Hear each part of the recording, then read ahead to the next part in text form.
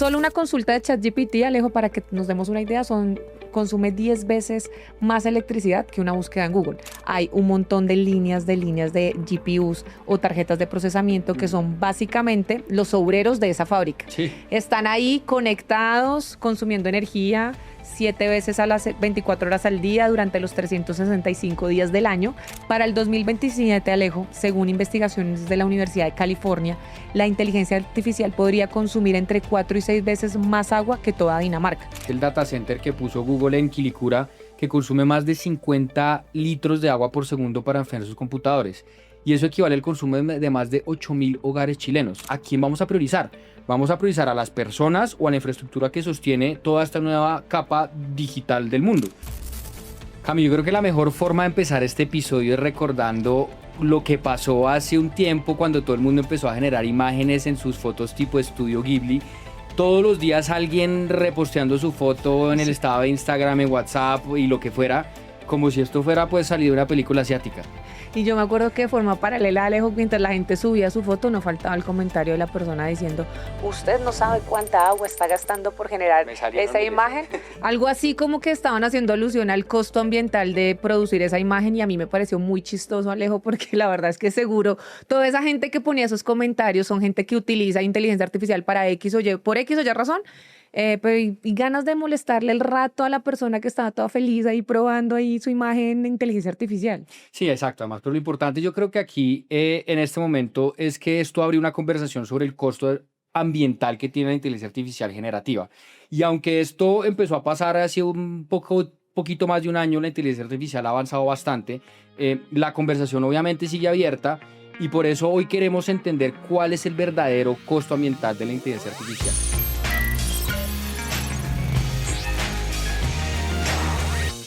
Bienvenidas y bienvenidos a Tú qué crees, el podcast de Software One que habla sobre la tecnología y lo que hay detrás de ellas. Bueno, para entender la verdad del impacto que tiene la inteligencia artificial en el medio ambiente hay que pensar a tener algo claro, y es que a veces nos olvidamos que la inteligencia artificial pues no vive solamente en el aire, ¿no? Cuando uno habla de la nube o cuando uno habla del modelo o cuando uno habla del algoritmo, pues todo esto suena como si existiera por allá en un lugar abstracto, pero pues la verdad es que la inteligencia artificial tiene un cuerpo físico y ese cuerpo físico necesita recursos físicos al igual que cualquier otra industria.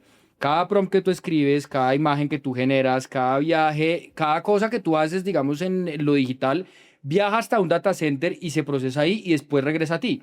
Y ese viaje tiene un costo energético real que se multiplica por los millones de consultas que hace cada uno de los millones de personas en el mundo. Y yo creo que la mejor forma de explicarle a la gente, Alejo, qué es y cómo imaginarlo es como si esto fuera una fábrica muy grande, donde hay unos data centers que miden más de 90.000 metros cuadrados, que es casi como si hubieran 12 canchas de fútbol bajo el mismo techo.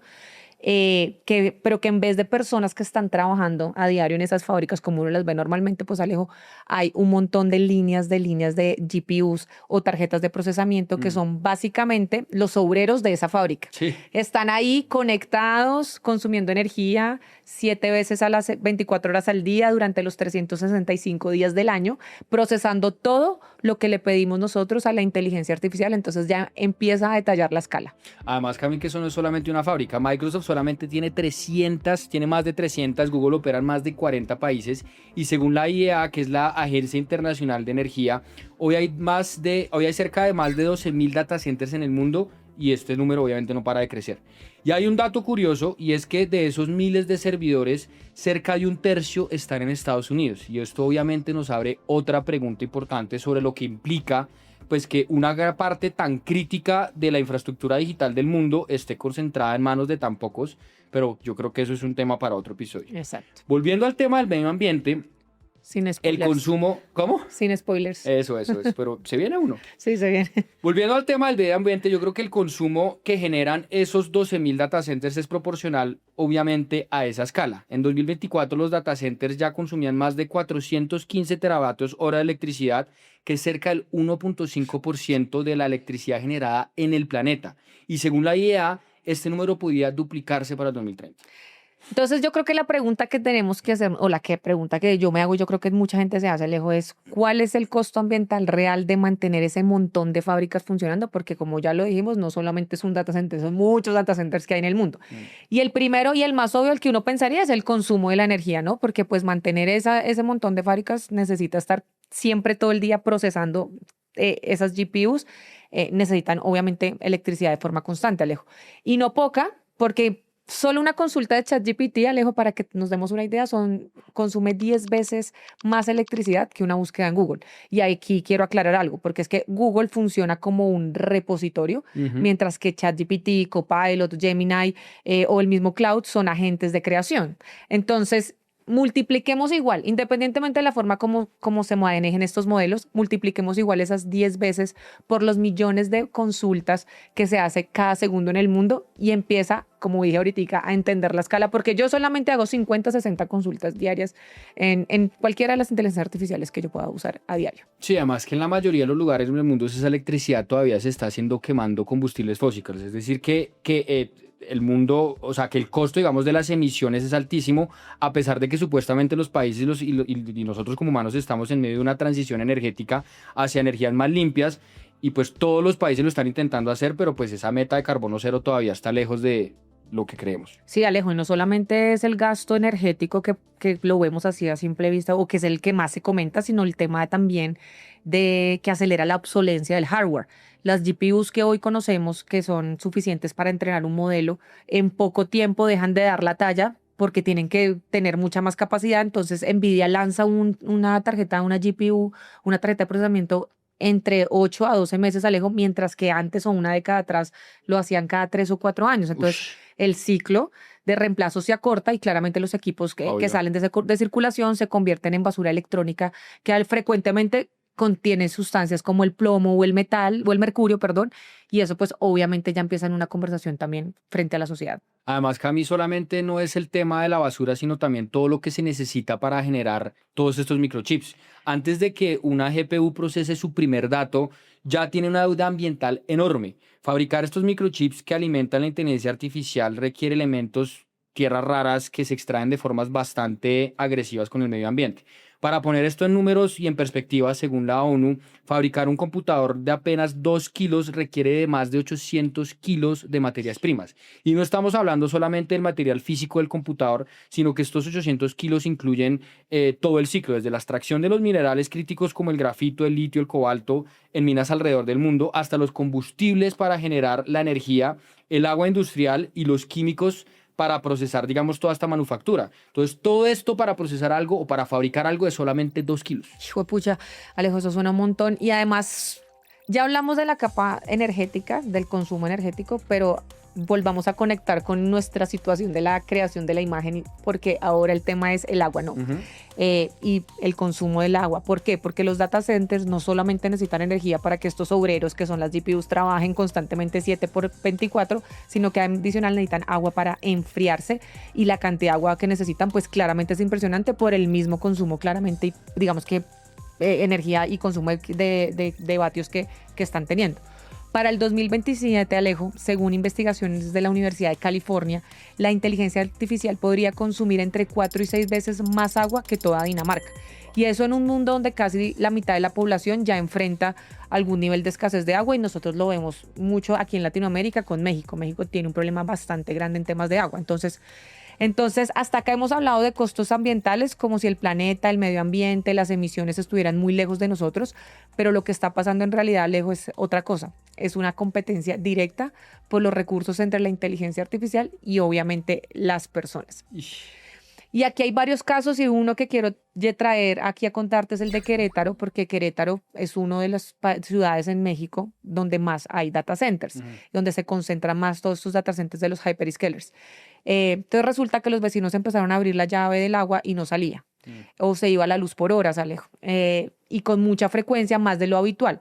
Claramente, esto lo que hacía era que llegó una industria de tecnología, implantó un data center y le sumó muchísimo más problemas a lo que ya venía Querétaro. Entonces llegó un data center al territorio y la gente dice otra industria que se queda con nuestros recursos. Y Cami, hay otro caso como el de Chile, por ejemplo, que es el data center que puso Google en Quilicura, que consume más de 50 litros de agua por segundo para enfriar sus computadores. Y eso equivale al consumo de más de 8.000 hogares chilenos. Y esto está curiosamente también instalado cerca a un humedal que en gran parte hoy está seco, incluso en temporadas de lluvia. Hicieron protestas tan fuertes en Chile que esto tuvo que retirar los planes que tenía Google para poner un segundo data center en el país. Uf.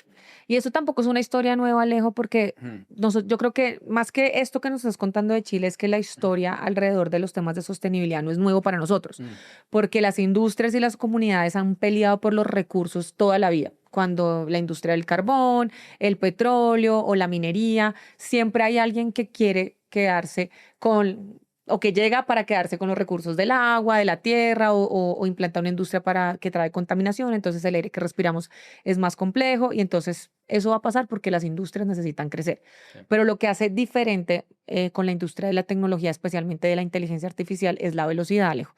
Con el carbón o el petróleo, el daño pues se fue acumulando, digamos que por años o por décadas, y eso hizo que la humanidad como empezara como a reaccionar, ¿no? Como que, uy...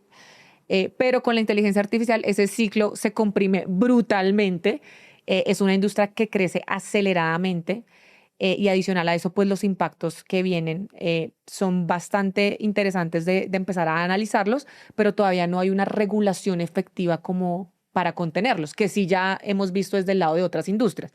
Entonces, ese mismo reporte de emisiones que hemos hablado sigue siendo muy voluntario. O sea, digamos que solo en la mayoría del mundo, salvo la Unión Europea, que ya empezó a exigir reportes de eficiencia lejos de temas a los data centers. Me tocó. Exactamente. Entonces, pues esa es la única regulación que hay donde realmente una industria tiene que empezar a mostrar cuál es esa huella y ese impacto que está dejando. Pero adicional a eso, Alejo, la IA tampoco tiene una huella física obvia, que sí la tienen las otras industrias. Y es que, si tú ves que el río pues cambia el caudal o que simplemente una mina deja un hueco, o sea, hay cómo fotografiarlo y cómo visualizarlo. Con la IA, exacto, es como que tú lo sientes más tangible, pero con la inteligencia artificial el daño, pues digamos que el daño está distribuido en miles de data centers alrededor del mundo que son invisibles para la mayoría porque por seguridad tú no sabes dónde están ubicados los data centers por un tema de seguridad de información. Además. Entonces, pues es bien complejo. Entonces, estamos construyendo, lo que puedo resumir acá, Alejo, es que estamos construyendo una de las industrias más grandes de la historia del mundo, yo creo, sin saber con certeza cuánto le va a costar al mundo esto o al cuánto le está costando o le va a costar al planeta. Sí, Cami, lo que viene yo creo que es brutal porque se calcula que entre ahora y el 2030 se van a construir entre 120 y 130 nuevos data centers de hiperescala por año. Unas 600 instalaciones gigantescas adicionales en apenas 5 años, cada una consumiendo entre 2 y 19 millones de litros de agua al día. Y a mí con todo esto lo que me genera, o la pregunta que me surge es de lo que estamos viendo es, cuando la inteligencia artificial necesite cada vez más agua, más energía y recursos, ¿a quién vamos a priorizar? ¿Vamos a priorizar a las personas o a la infraestructura que sostiene toda esta nueva capa digital del mundo? Y pensar en esto, pues a mí me vuela un poco la cabeza porque me hizo recordar todas esas historias, digamos, distópicas sobre las guerras entre humanos y máquinas. Y creo que tal vez nosotros nos imaginamos esa pelea un poco diferente, porque yo creo que seguramente no va a ser como nos la mostraron las películas, que vemos robots persiguiéndonos con armas en las calles, sino que más bien va a ser una competencia creciente por los recursos que mantienen vivo tanto a la civilización humana, pero también a la infraestructura que estamos construyendo. Muy denso eso, Alejo, porque al final los humanos y cualquier producto que nosotros necesitemos para sobrevivir o cualquier industria que quiera llegar a producir algo necesita los mismos recursos que nosotros para sobrevivir. Entonces, justo por eso es un problema que hoy las empresas necesitan y están trabajando todo el tiempo en atender y están buscando alternativas pues para hacerlo activamente. Eso también hay que reconocerlo porque las empresas sí hacen muchos proyectos como los que contaste de Microsoft, lo que hace Google y lo que hace también muchas compañías de muchas industrias para poder mitigar ese impacto ambiental. Por ejemplo, el tema de pasar del enfriamiento por aire al enfriamiento líquido, Alejo. Fue una de esas soluciones que las empresas han visto, porque en lugar de soplarle aire frío a los servidores, que es como funciona un computador normal común y corriente, como funcionan nuestros computadores hoy, resolvieron ponerle líquido directamente en el chip. Entonces, el agua es 3000 veces más eficiente que el aire para disipar ese calor. Y en un centro de datos con este sistema, pues puede reducir sus emisiones de CO2 hasta un 30%. Entonces, por eso, según TrendForce, la adopción de enfriamiento líquido en data centers de inteligencia artificial pasó de un 14% a apenas un 33% solo en este año. Entonces, sí es una solución bastante interesante que yo creo que están poniendo ahí la mirada para ver cómo pueden seguir optimizando eso y ver cómo seguir trabajando para que haya mayor optimización de esa agua. Y ahí, digamos que abre otra conversación que a mí me parece de película por lo intuitiva que es. Y es cuando yo estaba trabajando en Microsoft, por ejemplo, que eso es más o menos como en el 2018, me acuerdo que lo que hicieron fue lanzar un cilindro gigante del tamaño de un contenedor de un barco con 864 servidores adentro. Y lo que hicieron fue sellarlo herméticamente, literalmente con un submarino, y lo hundieron a 36 metros bajo el agua al frente del mar de las costas de Escocia. Esto sin refrigeración activa y lo que hacía es que el frío mismo natural de las corrientes pues hiciera todo el trabajo. Oye, Alejo, ¿y eso sí funciona? Pues mejor de lo esperado, Cami. Cuando lo sacaron 2 años después, solamente habían fallado 6 servidores de los 864 que te dije. En tierra habían fallado 8 en un sistema similar. Pero lo cerraron porque una vez sellado en el fondo del mar, pues no lo pueden actualizar. Lo que tú decías que la velocidad de actualización, pues aquí en este caso, no puedes cambiar los chips cuando sale una nueva generación de GPUs y pues en el mundo de la IA esto es fatal. Entonces, esta idea es interesante y yo creo que fue tan interesante que a los chinos también les pareció muy buena y la tomó y están, digamos que, trabajando y no se han rendido en esto. En 2023 pusieron en operación su propio centro de datos frente a las costas de Hainan y es el primero comercial en el mundo. Y ellos tienen planes de hacer 100 cápsulas más con las que esperan ahorrar 122 millones de kilovatios hora en electricidad y 105.000 toneladas de agua dulce al año. Aunque ya hay obviamente que varios grupos científicos, te imaginarás, investigando el posible impacto en los ecosistemas marinos. Sí, porque eso te iba a decir, es que si nos ponemos a tirar miles de cápsulas al mar, pues yo dudo mucho que eso sea suficientemente eco-friendly o con los océanos, o sea, seguimos resolviendo lo mismo que venimos hablando, un problema, pero pues vamos a crear otro. Por eso muchas de las alternativas, Alejo, están migrando hacia lo que se conoce hoy como la Green AI. Desarrollar modelos más pequeños y eficientes para que logren resultados similares con mucho menos cómputo. El caso más llamativo es el de DeepSeek, que según sus propios reportes, Alejo logró resultados comparables a GPT usando un 75% menos de energía en su entrenamiento, que es una de las fases obviamente donde más se consume energía, que es cuando los modelos empiezan a entregar. Entonces, pues ellos demostraron que podían hacer un consumo menor de energía. Aunque hay que decir que claramente estos datos que entregan estas compañías no están todavía no están todavía verificados. Entonces, la verdad es que hay bastante escepticismo alrededor de la comunidad científica también, como el caso que contaste de las cápsulas, sobre este tema claramente la optimización energética. Y en paralelo, que eso sí me parece bien interesante, y yo creo que es un modelo que yo siento que Apple, o por lo menos por lo que he visto últimamente de las noticias de Apple, lo va bien implementando y es correr la IA directamente en los dispositivos móviles, sin depender de servidores remotos. Entonces yo creo que ya lo estamos usando sin darnos cuenta. Por ejemplo, cuando abres la galería de tu celular y buscas, no sé, fotos de perros, fotos de paisajes, y te las encuentra todas sin estar conectado, digamos que a ningún tipo de internet. Eso es exactamente esto lo que busca el tema de la Green AI. Entonces, todo el procesamiento ocurre en tu mano, en tu móvil, sin mandar nada a ningún servidor en otro país y pues es mucho más eficiente energéticamente y mejor para tu privacidad. 2 pájaros de un solo tiro, pero claramente cada año sale un modelo nuevo. Entonces también genera un tema de hardware, ¿no? Sí. Entonces, esa misma lógica se puede escalar, Alejo, dentro de los sistemas internos de una empresa. El problema es que el mercado todavía no se mueve realmente hacia allá y los modelos más grandes siguen aún atrayendo, obviamente, mucha más prensa, mucha más atención y pues mucha más inversión. Sí, además tocaría... Termina siendo un tema financiero y de mercado. Sí, Camila, habría que ver además, ya después de implementarlas masivamente, cuál sería el costo ambiental, porque detrás de todas estas soluciones se esconde también el mismo problema de fondo y es una cosa que se llama la paradoja de Jevons. La idea es que cuando algo se vuelve más eficiente, esa eficiencia no reduce el consumo total, lo que hace es generar una demanda mucho más alta de ese mismo recurso. Es como cuando sacan, por ejemplo, un carro más eficiente en gasolina y la gente en lugar de gastar menos, maneja más.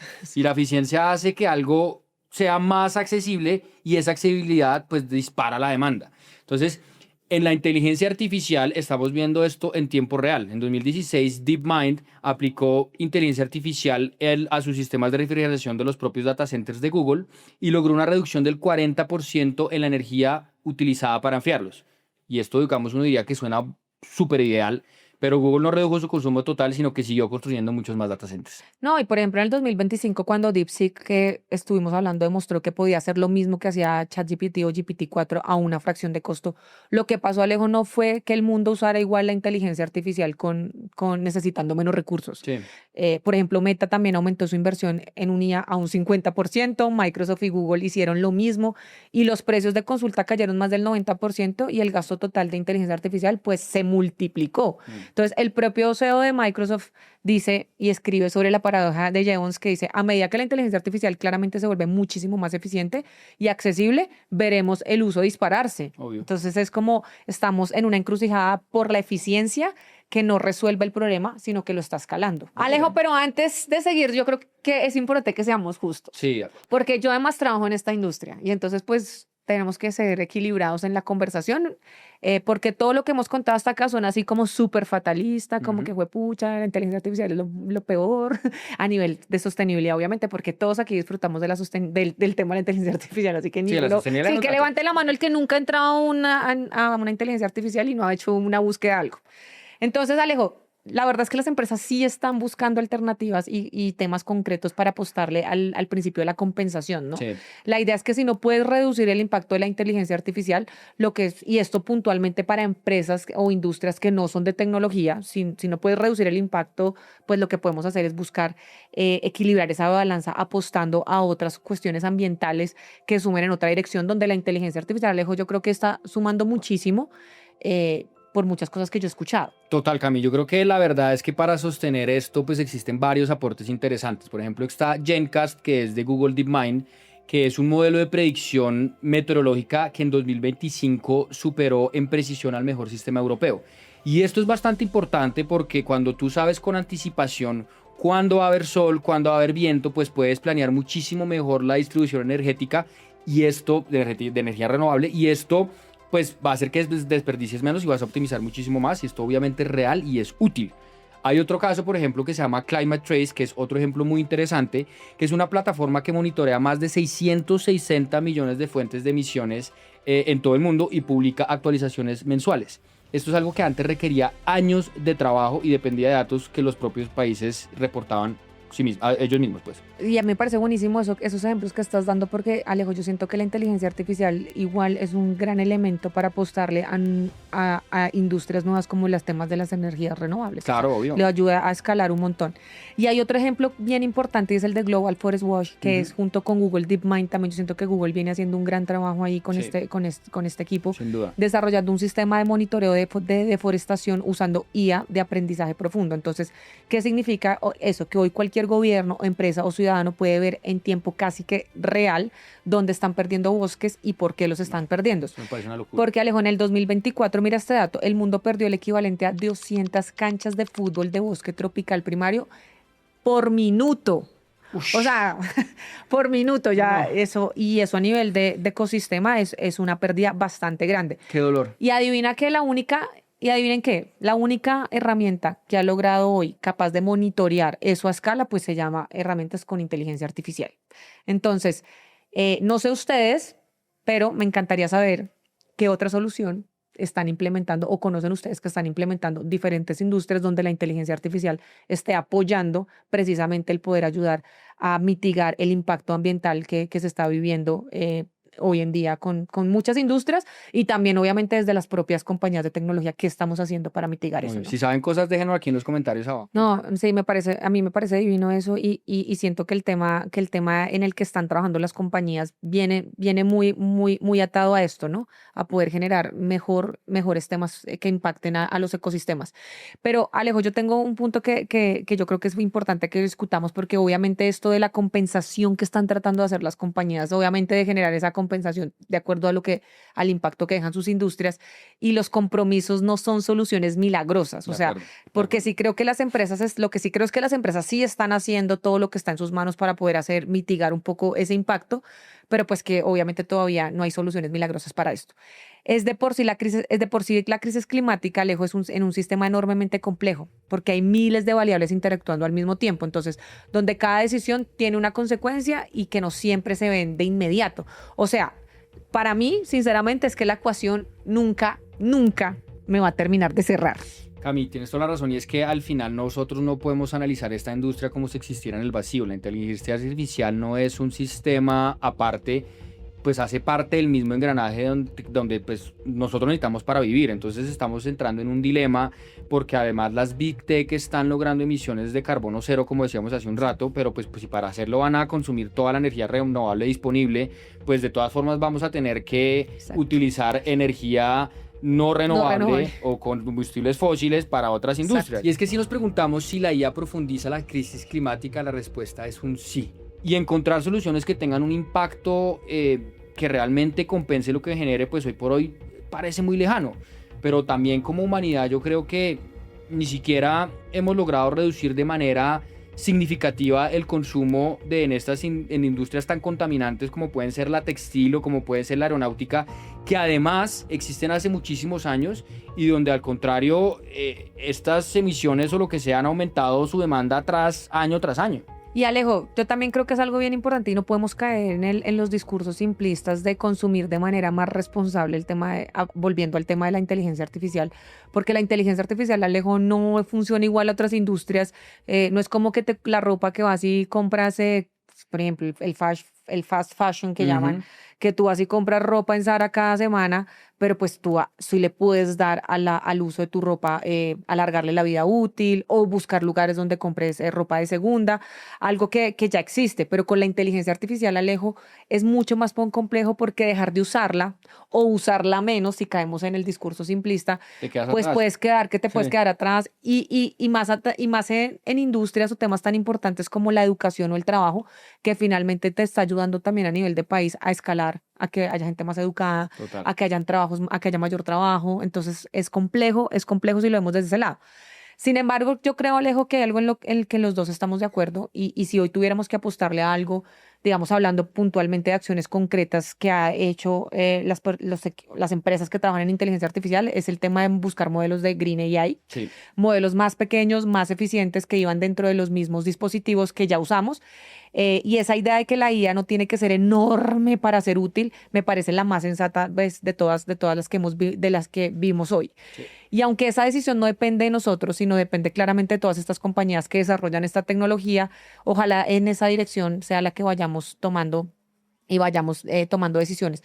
Porque si algo está claro en este episodio, Alejo, y es el problema, es que la IA en sí no es el problema. O sea, la inteligencia artificial no es el problema en sí, sino la escala a lo que estamos, en la que la estamos construyendo. Sí. Y hay algo más para cerrar que a mí me parece importante y vale la pena recordarle aquí a la gente que nos está escuchando, Alejo, y es que en general los data centers no consumen el agua como lo consumimos nosotros, porque uno de los grandes problemas en este tema que estamos hablando hoy es el consumo del agua por el tema de escasez que estamos viendo. Pero los data centers no consumen el agua como lo consumimos nosotros, sino lo que hace es que se reutiliza y se recircula, y el problema está más en la evaporización, en lo que se evapora del agua. Okay. Entonces, Alejo, estamos al final. Las preguntas que me quedan son mucho más complejas de las con las que inicié, porque mi pregunta principal y la que me hago es si realmente podemos hacer algo frente a esto, si tenemos algún impacto desde lo individual o algo que nosotros desde lo individual podamos contribuir a esta industria en la que estamos pues atados de manos. ¿Y qué más podemos hacer para poder hacer que la inteligencia artificial siga apoyando, todos esos proyectos están apoyando, siga escalando sin dejar recursos naturales a la deriva, ¿no? Entonces, ¿tú qué crees? Recuerden que yo soy Camila Giraldo. Y yo soy Alejandro Torres Pérez, su Alex de confianza, y este es un podcast de Software One.